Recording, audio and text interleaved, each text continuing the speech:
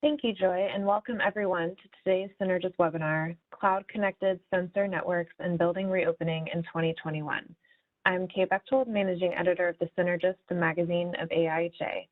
I'd like to thank all of our attendees and especially SGS Galson for sponsoring today's webinar. Our speaker today is Tim Quinn, Senior Product Manager, Cloud Monitoring with SGS North America.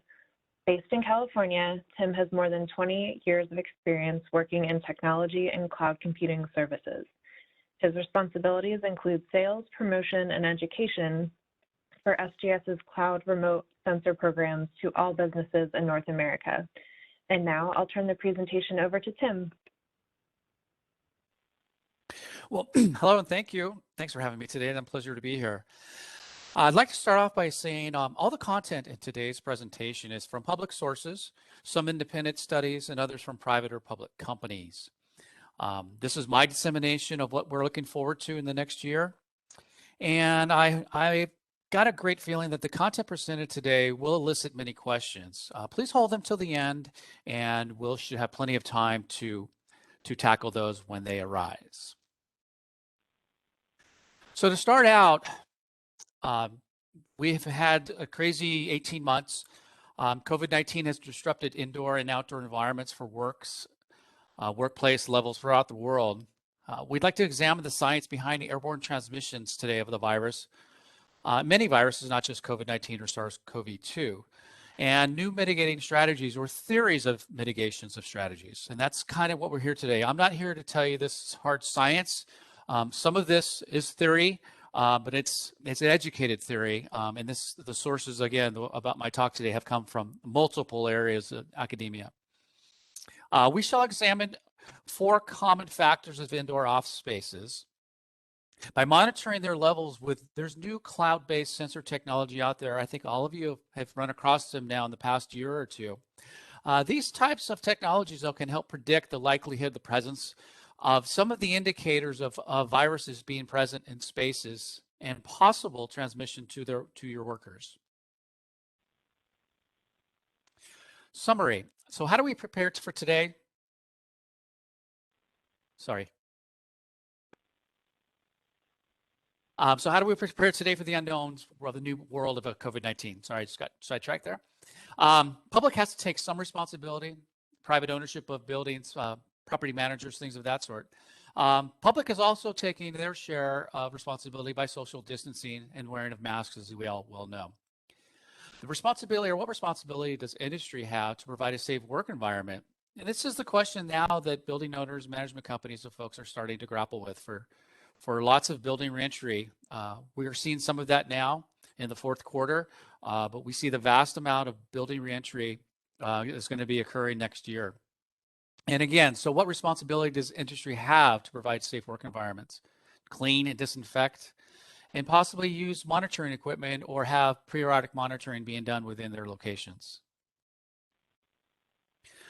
The backbone of any technology, as you well know, at your home, at your work, in your car, at the gym, things of that sort. How are we able to communicate, and how are we able to do things like turn my air conditioner on at my home while I'm away? Everything is based off the cloud and the cloud infrastructure. A lot of people don't really understand clearly what the cloud is, and I'm not here today to explain it to you, but the cloud essentially is just taking your local computer servers you used to have at your offices, and they're off-site now at AWS at Amazon or Google Cloud or things of the IBM Cloud. All of these large companies have taken over the ownership of your data and your things that you have to do to run your businesses. That's a very simplistic way of explaining it, but the cloud sensor networks that I'm going to refer to later on are all able to work via the cloud, which is very important. So the science. It's very important to be able to monitor the airflow rates and ensure the adequate ventilation is supplied to the building. So this is very key throughout this whole talk today, is the proper and adequate ventilation and the proper new air supplied to the building. Proper distribution and circulation of air will reduce the likelihood or the exposure level of anything such as viruses. One of the indicators of the 4 that I'm going to be speaking to today is CO2. Continuous measurement of CO2 as a ventilation proxy is very important. So that is the word, ventilation proxy. If properly measured, it ensures that supplied air, outdoor and recirculated, is appropriately distributed throughout the building and workspaces. So what responsibility does industry have to provide safe and effectiveness in filtering? Now, some of the studies that I read that helped me create the talk today suggest that moving or updating to MERV 13 or MERV 16 filters. Pretty common knowledge at this point. And this in combination with portable air filtering, continuous cloud air monitoring of the air, for instance, as stated prior, CO2, but also the second one of the 4 are particles. This can serve also as a proxy or an indicator that filtration systems are working efficiently and are removing the particles from the air, cleaning and disinfecting the buildings based off the information being provided by real-time monitoring equipment. The science continued. So these are the 4 indicators that I've spoken of 2 already.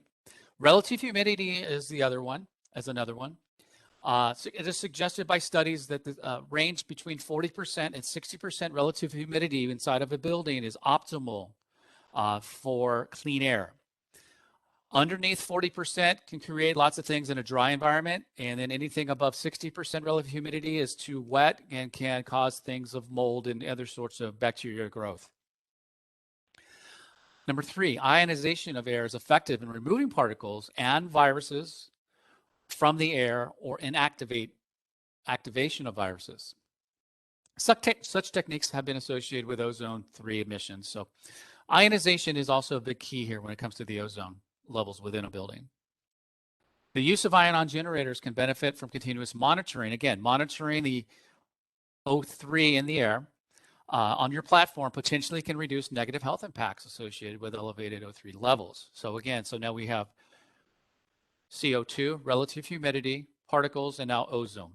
And that rounds out the 4 indicators that we're talking to today.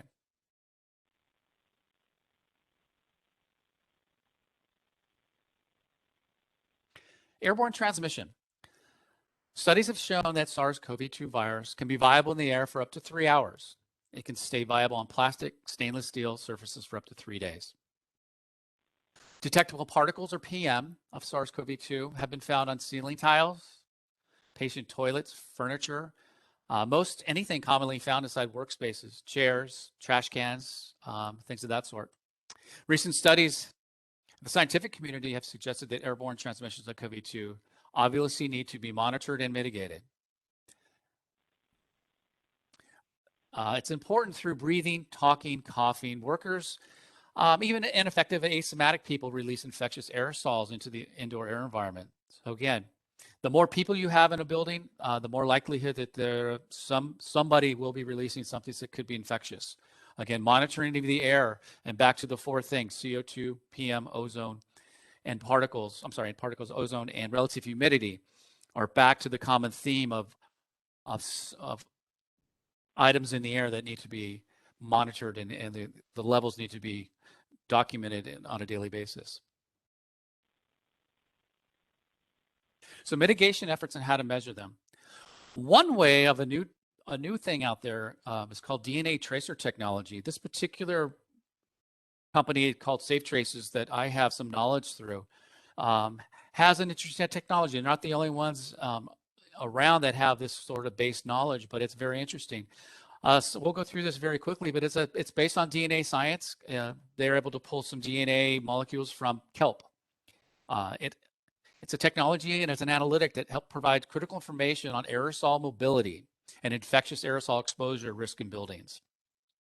So there's 3 ways how they do this. They spray tracer particles in the air.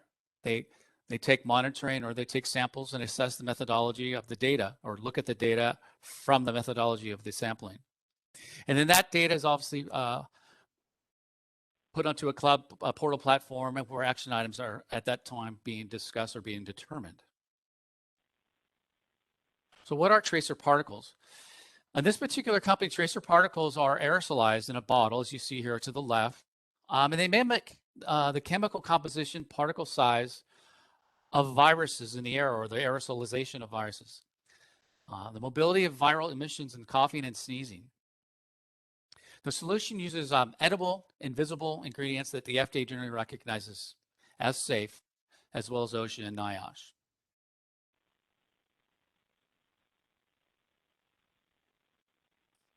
So the professionals in this case in a building would have already a building map, and they'd be able to check the air handlers on which way the flow will be throughout the building. This will then in turn allow them to release the tracers in a designated test area for dispersion throughout the building and air ducting.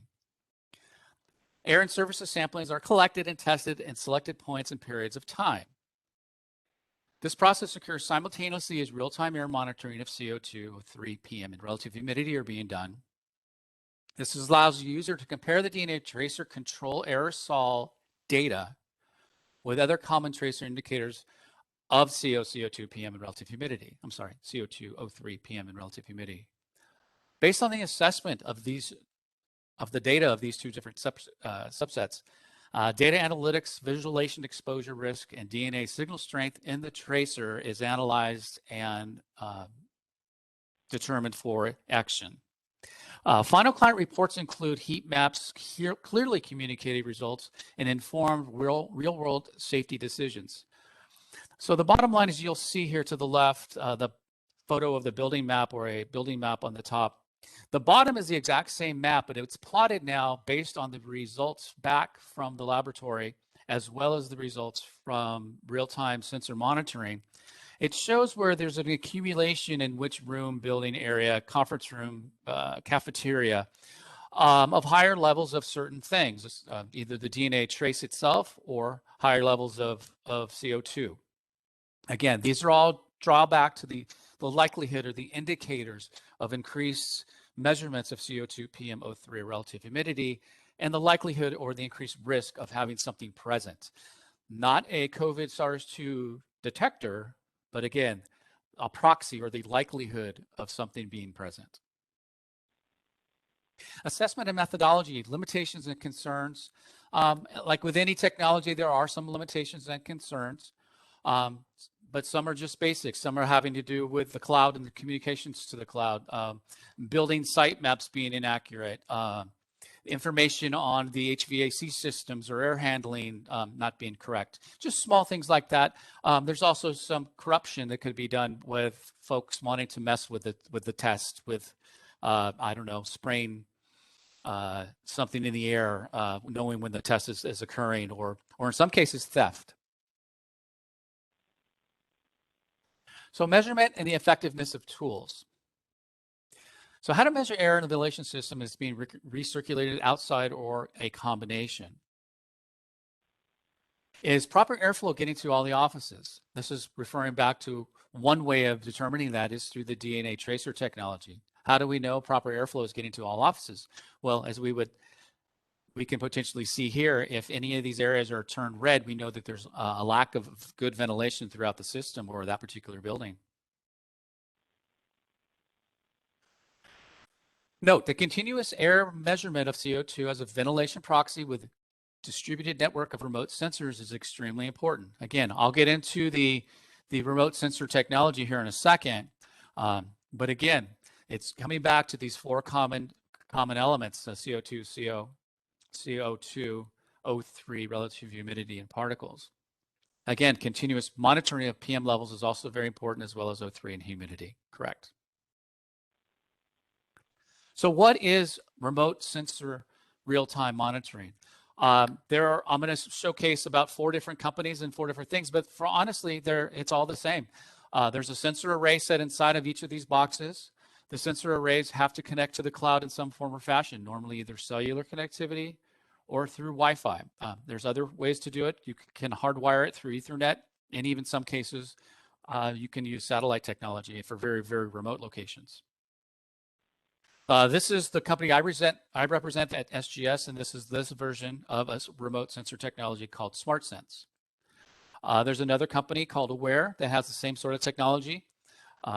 Again, the sensor arrays can be many. It can be just outside of these 4 that we're focusing on today. There are lots of sensors out there. You can go as far as ammonia, methane. You can go to all kinds of different sensors. It's literally down to the sensor manufacturers that are out there within the world. There are probably only about 3 to 5 real players worldwide that provide these very small miniature real-time sensor technology. And all of the companies that you're seeing here today utilize one of those companies as their base technology hardware platform core. This is another company out there called AirThink. Again, you'll see here that the technology, again, everything within the sensor technology itself is inside these boxes. The boxes transmit the data to the cloud.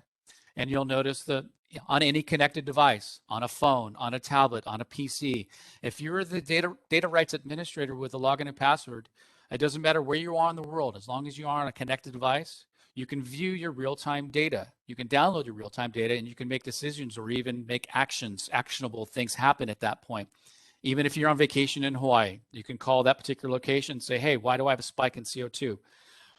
This is the power behind remote sensor technology. You're always there, even if you're not there.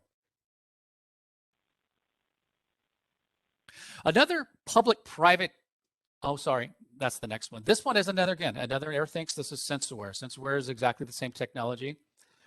The one this is an interesting one. Purple Air, you all may have heard of at one point or another, but it's a public-private venture.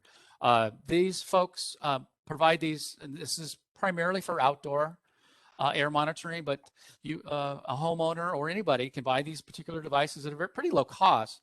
But part of the contract is that this data is being sent to a public database, essentially, where folks log in, they see a worldwide map, and you can start to look at, instead of looking at Air Now or any public air station data information, they have their own Purple Air public air station data that folks, not only members but non-members, can look and view the data of the air in their particular area. So again, these are just some sampling of platforms that are available out there. There's more coming online every quarter. This has started to become a popular space. It started to become a little bit less expensive than it was a couple of years ago. And it's a very effective tool in allowing you to monitor air, different things in the air, instantly, remotely, and continuously. So an example of the data platform. So I've shown you the hardware, but now, on the back side of the platform, what are we looking at? What is on there? So the online portal platform displays all of the sensitive data that you'd be looking at. And again, like I said earlier, on any connected device, phone, tablet, PC, as long as it's connected, you, the user, have the ability to view, download, or make actionable decisions off this data. You have the ability to download data or download reports instantly. One of the other keys that isn't talked a lot about, but I find to be very important, is the ability for these types of technology platforms to provide its users with alerts when something is wrong. So you can set alerting threshold levels for any of these. So as if today we're talking about CO2 and ozone, humidity, and pressure, you can set threshold levels of when you want to be alerted by either text message or email. Again, we're eliminating the age-old issue of having to be there at the right time. You don't have to be there at the right time now. Again, taking this all back to building reoccupation, these are the things now that you can have instantaneous information or alerts on and make actionable decisions then, as opposed to waiting. The other nice thing about this technology is it is cloud-based, so it's bi-directional. It's just not one direction. It's bi-directional, which allows technology or these platforms to calibrate their items without having to be sent back in. A lot of them can be calibrated on the fly. An example of what the data could look like is something like this. This is very simple, very simplistic stuff. This is a statistical spreadsheet of instantaneous values coming from, as if you look here to the left, temperature, humidity, pressure, CO, NO2, SO2, VOCs, and so on. Again, this is just an example of what a spreadsheet or an online piece of data, real-time data, would look like on your phone, tablet, or PC. This is just a quick snapshot of what, as you'll notice here, how you would set your alerting threshold levels. It's as simple as you just picking the sensor. You want to be alerted when a certain condition is over a certain value. It's very simple. Once you click that to on or active, that monitor now will get back to you and will let you know when you have an issue. Again, removing the age-old problem of having to be there at the right time. So pulling everything back together, again, the common theme throughout this whole presentation today were these four items. Distribution sensing networks represent a reasonable proxy for the effectiveness of performed interventions.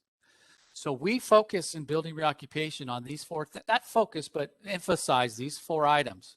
CO2 under a certain amount, a PM level under a certain amount, a relative humidity between 40 and 60, and ozones, and the ozone calculation under a certain amount. We are now educationally using these as proxies of the likelihood of something being present in our facility, office, lunchroom, what have you. So previously recommended air quality levels need to be reevaluated based on the current COVID-19 concerns. This isn't hard and fast science. This isn't the final decision. These are based off of studies in the last year, 18 months. And these are the recommended things out there that people need to be paying attention to and monitoring for.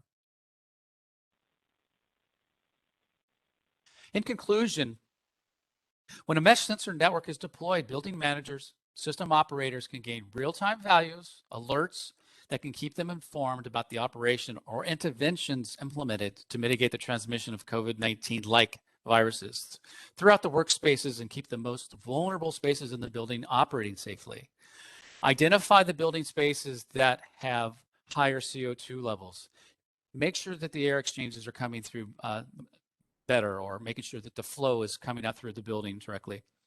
2, specifically, they'll be able to quickly estimate if more clean air is needed to be distributed to the site.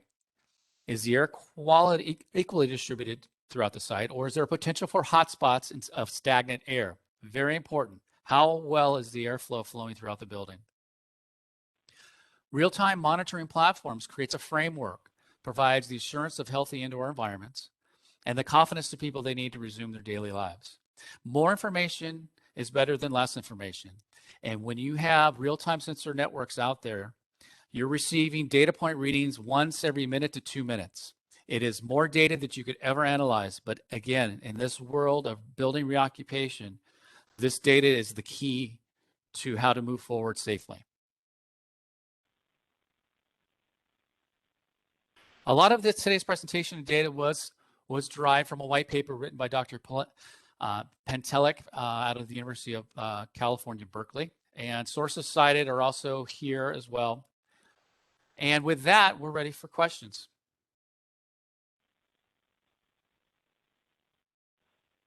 Okay, great. Thank you, Tim. It looks like we have plenty of time for questions. Just a reminder, if you'd like to ask a question, please type it into the chat window on the right side of your screen and send to everyone.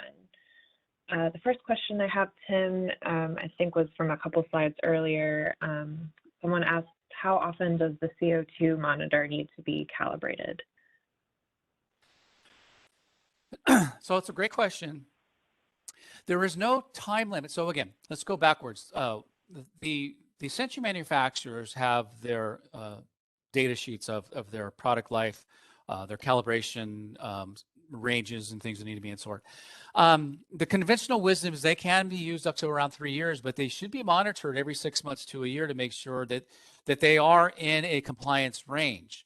For instance, if you have somebody that thinks that, hey, I'm not sure if these readings are correct or not. I feel like my gut's telling me they're not. What can be happen very simply is provide a third-party reference device, another handheld CO2 monitor, and do a side-by-side comparison for an hour, 6 hours a day, and analyze the data. Look at the data, even try to find another source of data besides that handheld device. Make an educated guess. Any calibration that you think would be necessary, you can make those calibrations. So it is usually done by a reference device or another device that you do comparison studies, I said, for an hour, half a day, for a full day. Okay, great. Thank you. The next question I have comes from Bruce, who asks, do any of the sensors reach end-of-life status? Again, it goes back to the manufacturer's data sheets, but yes, I mean, sensors don't last forever. again, each sensor is different, each manufacturer is different. So there's really no hard and fast answer, except that you as either the provider or you as the user needs to at least have reference to that data and know when that is approaching. But again, it's different for each sensor and it's different for each manufacturer. But yes, these devices or these sensors do not have an infinite life. Okay, great. Thank you. The next question I have is how many and where are the sensors located, I think is what they're asking. Right. So there's a big difference, obviously, between indoor monitoring and outdoor monitoring. Since we're talking about building reoccupation, this is no exact science for sure. If you have a building that has lots of cubicles, lots of offices, that's going to be quite a bit different if you walk into a place that has a few offices and a big open area in the inside. Conventional wisdom from either LEED, OSHA, other folks, is 10,000 square foot per monitor for open areas and 5,000 per square feet for densely populated multi-office areas. But again, it's not a hard science. It's just kind of a baseline. Okay, the next question I have is what PM size fraction is recommended for monitoring? So specifically for airborne transmission or the mimicking of proxy for viruses is PM 2.5 for sure, but it could go down to 0.03. It's in that kind of range, 0.03 to 2.5. PM 5 or PM 10 is a little too large for what we're talking to about today. Okay, great. Thank you. The next question is, what is your experience using this technology on work sites with multiple buildings, especially on tracking and tracing? Did you get any validation on the results? I didn't catch the very first part of that. Can you please say that again? Sure, sorry. The question is, what is your experience using this technology on work sites with multiple buildings, especially on tracking and tracing? Okay. So yes, that's the beauty of the cloud-based technologies, since you have the ability to view a map from let's say from a satellite GIS situation. Data can be plotted on the GIS map strictly right on top of the buildings. So and the other thing too is really interesting in some of these technologies. You can have, let's say you've got 25 sensors within one particular building, and let's say you've got 10 buildings and they're all spread out throughout a campus. When you drill down on these GIS maps, on these satellite maps, most of the platforms out there will start with a circle with a color coordination around it, either green, yellow, or red.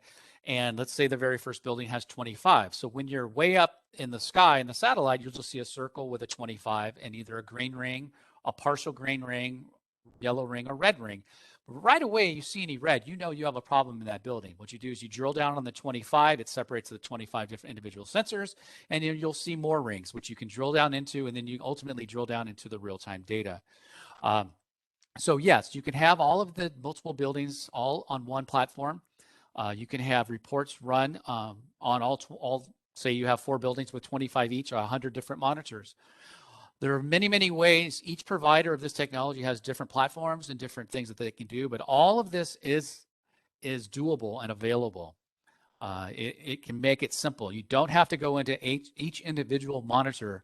Let's say, again, you have 4 buildings of 25 monitors each, 100 monitors. No, you don't have to go in and drill down into the data of each monitor individually for all 100. They can all be done on an overlay. Okay, great. The next question I have is, I think this might be similar, but please address the functionality in a multi-building school district, if you had anything to add there.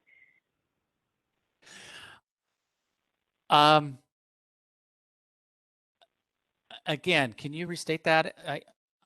I didn't quite catch. Sure. Sorry. I think this question might be related to the previous one. Someone's asking about the functionality in a multi-building school district, Okay. if there was anything you had to add. No, in my experience, because we've actually have done a couple different school districts, it's the same thing. You can have as many monitors as you want in each individual classroom, office room, cafeteria, on the roof. around the perimeter on the fences near the football field to monitor outside contaminants that are coming inside the fence line of the school.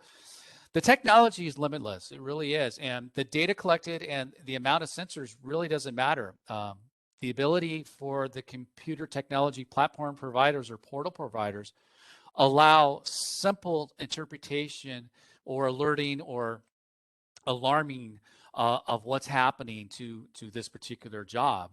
It's all right there in front of you. So it's absolutely perfect for a school situation. Okay, great. The next question I have is, can these devices be leased? I know that some companies do lease and rent. We do. Others don't. I think some others are just purchase and would, I think their strategy, business strategy is reoccurring revenue for the data part of it. So the answer is both. It's purchase and a subscription model. And then there's some companies that do rent and lease. Yes. Okay, great. The next question I have is a two-parter. First part is, what action should be taken when the parameters go out of range? And would you take action immediately upon a deviation or wait a period of time? So what I like to say daily in my job is we provide the content, we provide the platform, we provide the technology, but we try not to provide consultation.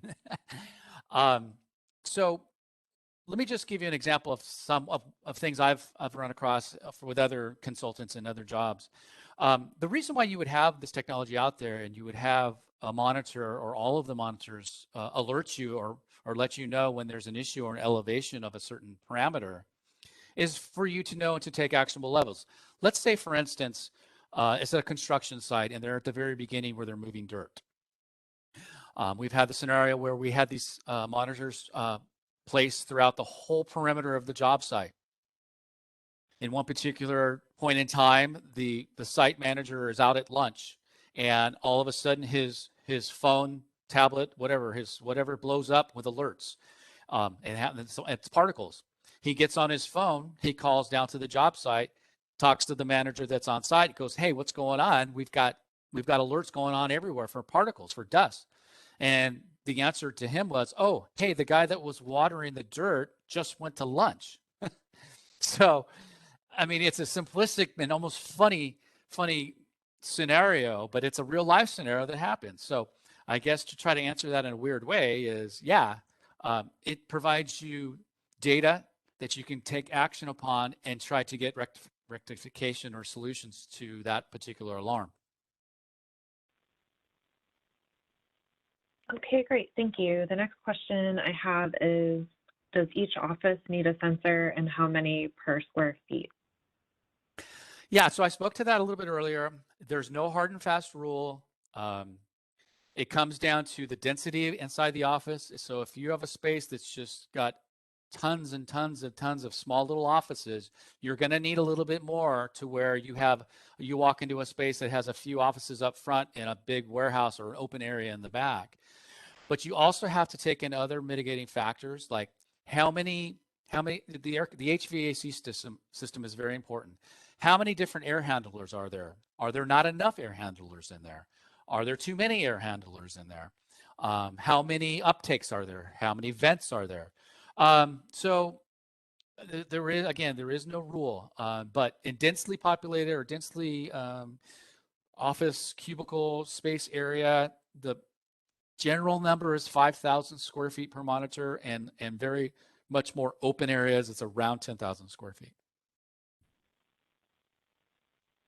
Thank you. The next question we have is, what accuracy do you see for the sensors of particulate matter? I admit I am skeptical of them at that level, this person says. Sure, great question. Again, so particle sensors are like any other sensor. The only way you really, they come from the manufacturers already pre-calibrated. There's really not a way to do another calibration check when you send these things out in the field. There's a couple things that we've done in the past if we feel that it's out of calibration. Again, you take your TSI dust track and you do a side-by-side comparison study for 15 minutes, an hour, 6 hours, or a full day. Any calibrations and adjustments you think that need to be performed to said sensor and said box can be performed through the cloud. The root or elementary way of doing this is to blow compressed air up in there and try to clear the sensor eye, which is an optical technology, if you feel that's an issue as well. And then lastly, you just switch out the particle sensor, which can easily be done. So out of the electrochemical sensor array, particles can be a little bit more troubling or a little bit more problematic, but there's ways to mitigate it and to get it to a point where you feel it's stable or not, and then you replace the sensor. Okay, thank you. The next question I have is, I understand the remote sensors allow building managers to actively or remotely monitor situations. Has a leap been made that allows the sensors to trigger a corrective action without a human component? So now we're talking artificial intelligence, and not to my knowledge, I don't think that technology is available yet. No, this still has to be done by your local IH, CIH, health and safety professional. Whoever's being alerted is the one who has to move the action items into action. Okay, thank you. The next question is, can the system be scaled up to include specific building ventilation system monitors? So what I think you're asking is, the answer is yes, but what I envision of this question is buildings, and large buildings in particular, have very sophisticated building management systems that include all kinds of different sensor data. It's really the heart and the brains of any building. And this technology can be pumped into those management systems. So folks that are in charge at these particular sites, property managers, building managers, things of that sort, don't have multiple systems that they need to log into. This can be, again, integrated into the larger, more expensive integrated building management systems. Hopefully I answered that question. Okay, great, thank you. I'll keep an eye on the chat in case this person comes back with a follow-up. The next question I have is, HVAC installation runs the gamut of system installation. Does using a monitoring system require a special HVAC installation certificate such as LEED? No, not at all. But there is an important point that I did not cover on the slides about HVAC. And the one thing right now that's happening is you're going to see, and you are seeing, building owners investing lots of money in capital equipment in the upgrading of their HVAC and ventilation systems, millions and millions of dollars. So there's two ways you can look at remote sensor technology. One could be to where you go in prior to them making any decisions and giving them sort of baseline information on their current or existing HVAC system. More importantly, after the money is spent, I've been getting phone calls recently about, hey, we also want to do another post-baseline study to see how well this stuff's really working and if the money we spent was worthwhile. So it's very interesting what's happening out there right now with building owners or property managers when it comes to this. And the ability to have eyes on, real-time sensor data remotely and continuously is very important. It really is. Okay, great. The next question I have is, what is the accuracy and precision of the indoor particulate matter sensors? All of that data is online. Again, we don't manufacture the sensors. It's all on the manufacturer's safety data sheets and data sheets themselves. But I will tell you this. The manufacturers, 3 in particular around the world, sell 90% of the sensors that are out there. And companies like Ray Systems, Honeywell, things of that sort, all of these, or majority of these types of companies, all buy their sensors from the same people. So if you want to look at a comparison piece, this is close to that sensitivity and specificity. It's usually the same sensors. It's just packaged up in a different way. It's not a handheld. It's packaged up in a cloud-based system. You know, when you're looking at very, very expensive diagnostic pieces of equipment, 30,000, 50,000, that's not this technology. That's a whole nother level. This is one level, you know, below to where, or above, I should say, above to where this is more of a screening, but it's screening with very, very accurate, detailed readings. But this is not very expensive diagnostic equipment you'd find from Thermo Fisher or things of that sort. That's for $50, $70, $100,000 piece of equipment. We will, yeah, it's definitely not that.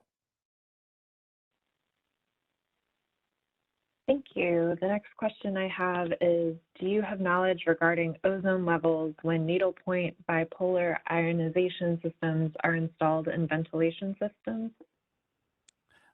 Easy answer, no. Sorry. That's a great question. Great question, but no.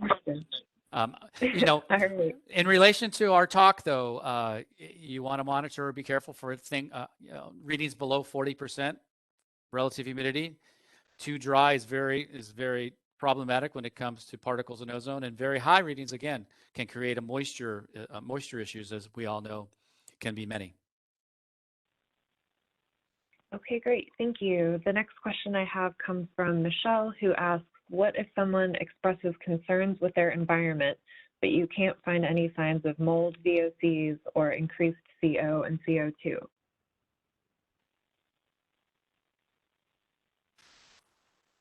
Well, good question.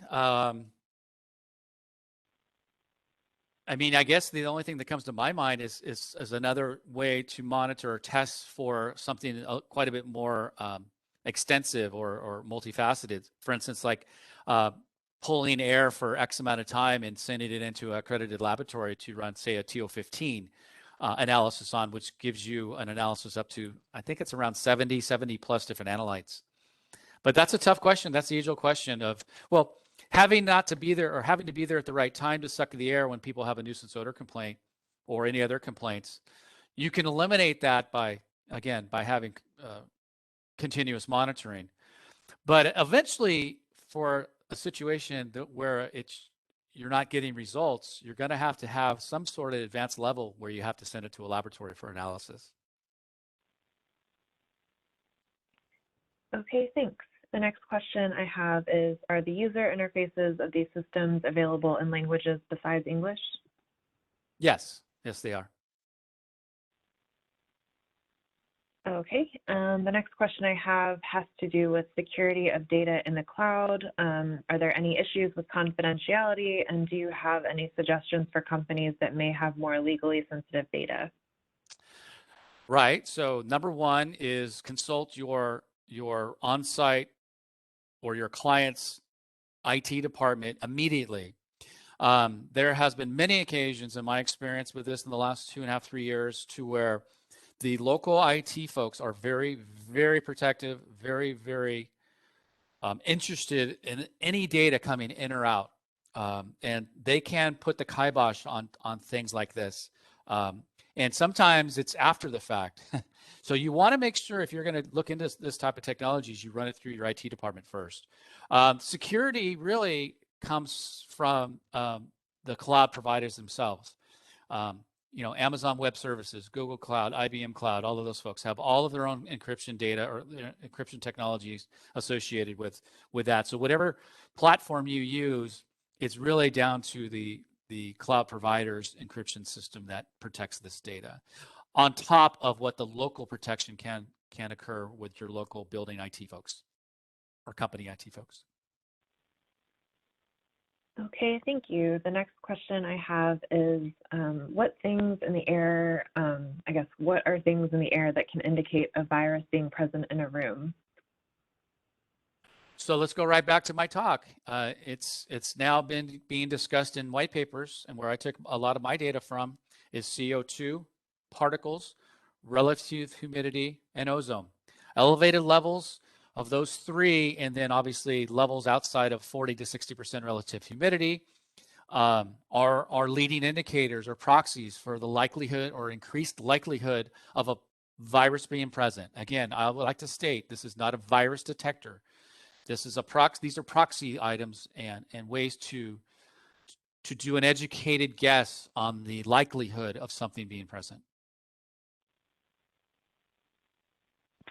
Okay, great. I guess the next couple of questions I have, someone asks, so how can we monitor for them? Also having to do with your talk, and does this really work? I'm not sure which part they're referring to about does it really work. The sensor technology for sure works. Again, it's a screening plus type device or network device. It's not a $100,000 piece of equipment. Really, though, the advantage of this system is it's low cost.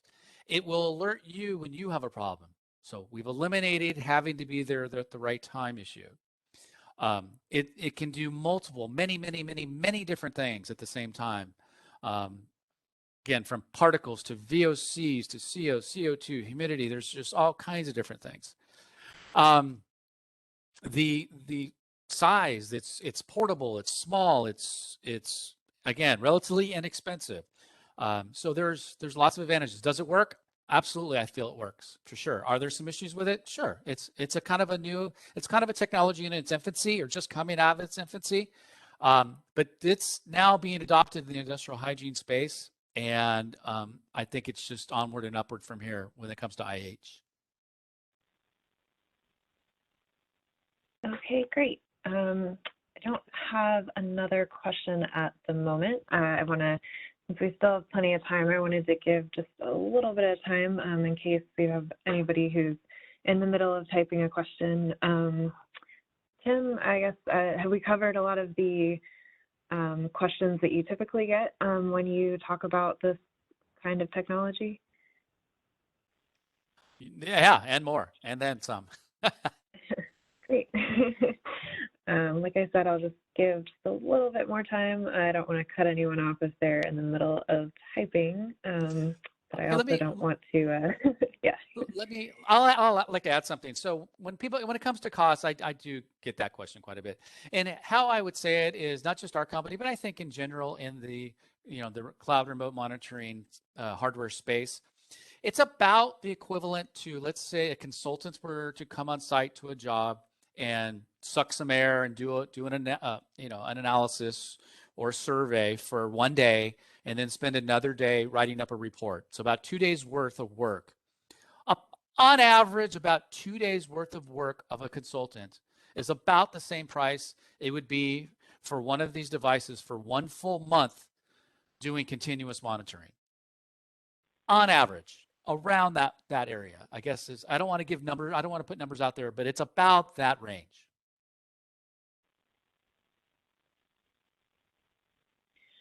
Okay, I did have another question come in asking if you have any experience or insight for obtaining federal funding for the product for school districts. So with not speaking, okay, how do I do this?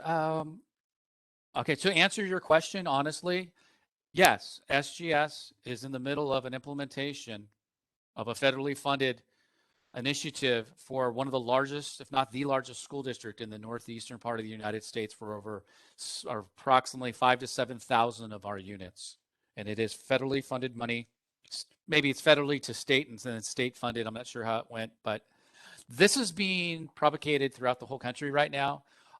If you're a school district or know people at school districts, I would think it would be something that they should look into about obtaining this money, which I don't think is very hard in this climate or in this environment right now.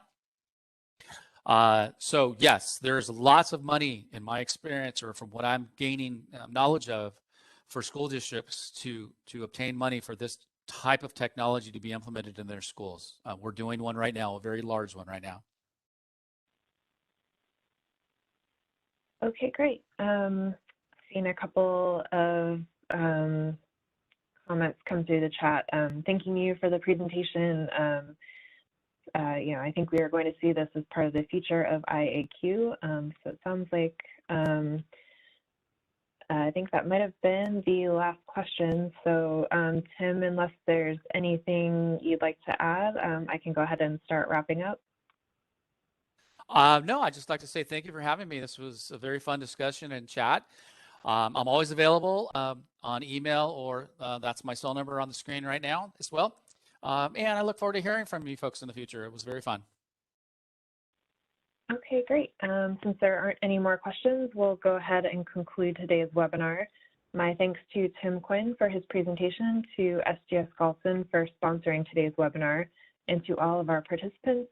Registration is already open for another Synergist webinar coming up next month on November 17th. Please join us for heat stress and vector-borne disease, Mother Nature versus flame-resistant and arc-rated clothing, a Synergist webinar sponsored by Bulwark.